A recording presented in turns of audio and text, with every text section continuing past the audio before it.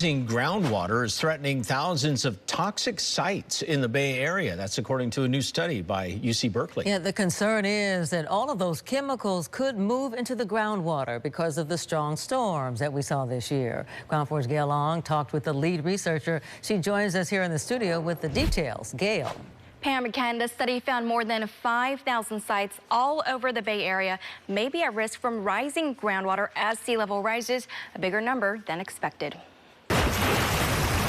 As most coastal communities are thinking about rising sea levels, Christina Hill is worried about rising groundwater. In a wet year like the year we just had, we need to do monitoring in the field, and we need to do better modeling to know how sea level rise is going to change these dynamics. Hill is a professor at UC Berkeley and the lead author of a study looking into the rising groundwater at toxic sites full of heavy metals and volatile organic compounds, or VOCs, a gas component. Those chemicals, if they get into the groundwater and move off of the sites that they're on now, they can actually enter sewer pipes and travel uphill into buildings, into businesses, homes, school. In fact, in 2020, a cancer-causing chemical, TCE, was found in the groundwater at McClymonds High School in Oakland, prompting the campus to temporarily shut down. The new study is currently under peer review. Researchers found over the next century, rising groundwater levels in the Bay Area could affect twice as much land area as coastal flooding alone, putting more than 5,000 state and federally managed contaminated sites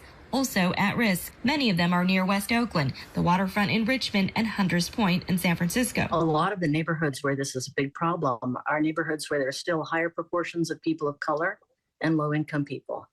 And that's really important because those people already bear a higher burden of environmental pollution. The black lines on this map of the Richmond South shoreline shows the flow of groundwater from higher to lower elevation, intersecting with underground sewer lines. That's where I think we really need to focus our efforts on future research to figure out where people may be at risk of indoor air quality problems that can cause cancer and other very serious illnesses.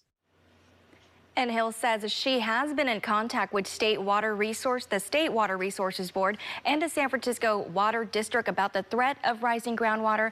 The California Department of Substance Control is also weighing in. They have a new draft policy to require site managers to consider groundwater rising in the state, and the public can comment on that until October. In the studio, Gayle Ong, Ground 4 News.